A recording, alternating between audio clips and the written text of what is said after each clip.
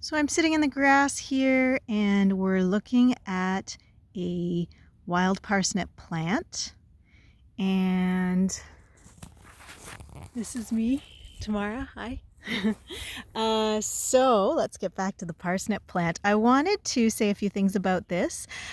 So wild parsnip is exactly the same as cultivated parsnip, same genus and species, Pastinaca sativa.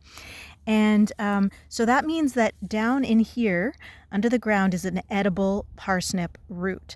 Delicious and very widely available here in our area in southeastern Ontario. Wild parsnip seeds itself all over the place and is readily available.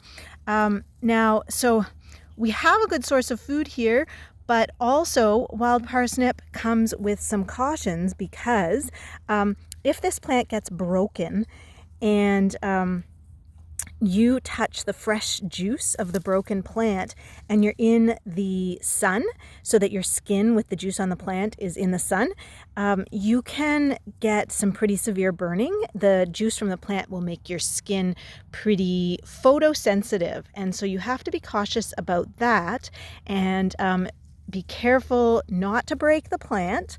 Any of the above ground portions, of course, the root is edible.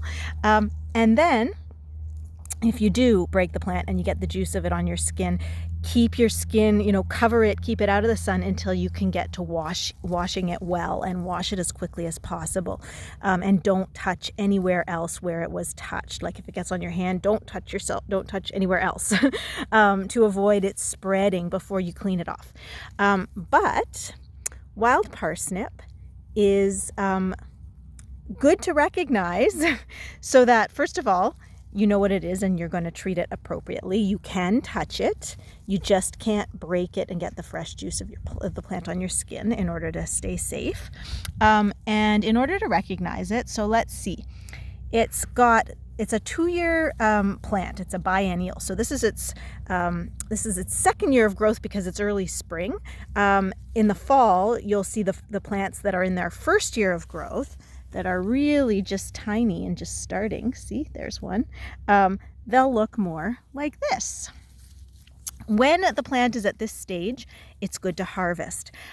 When it progresses, this plant, because it's in its second year, it will progress and get right from the very center. A stalk will come up, and it will get tall. It'll get pretty tall, and it will develop yellow flowers in umbels, and the flowers look like Queen Anne's lace, like quite similar. And they're related as well, but the flowers are yellow instead of white. So they look like the Queen Anne's lace umbels of a whole bunch of flowers, but they're yellow. So we see those all along the roadsides and in fields and such in our area in the summer because this plant is prolific. It's considered an invasive, and it's considered noxious because it can burn your skin. But I emphasize, it is parsnip, it is edible. So before the flowering stalk comes up, that is when we want to harvest the root of parsnip. So it's either in the spring, like around now, you can get the second year plants before this flowering stalk comes up, or again in the fall when these first year parsnips become bigger and they look like this, then you can harvest them then as well. But in the spring, it's really great because it's early enough in the spring that we're not getting anything from the garden, but we can dig the roots and get fresh parsnips out of the ground right now, long before garden season is well underway. This stage where the leaves are just a basil rosette on the ground, look at the leaves. We can see there's this kind of stem looking thing, which is actually the midrib. This whole thing is actually one leaf, and these little guys are considered leaflets on the same leaf. So this is like the main vein of the leaf. And then all these little leaflets, they're coming out on the same level, they're opposite, going all the way up to the top where there's a single kind of pointed leaf at the end. And the leaflets don't have stems. Like they kind of look like they're hugging the midrib, right? They're not attached by stems at all. So, and you can see that maybe here too. like, so the leaves they're kind of curled up a little right now because it's a little cold out, but otherwise they would be flatter. But they're kind of hugging the stalk, or not the stalk, the stem, the midrib of the leaf, and going up in this opposite order. So there we go. We can see this basal rosette of leaves. Don't pay attention to the dandelion here. We're just looking at the wild parsnip. Basal rosette of leaves, meaning they're all just coming right up from the root, the one taproot in the ground.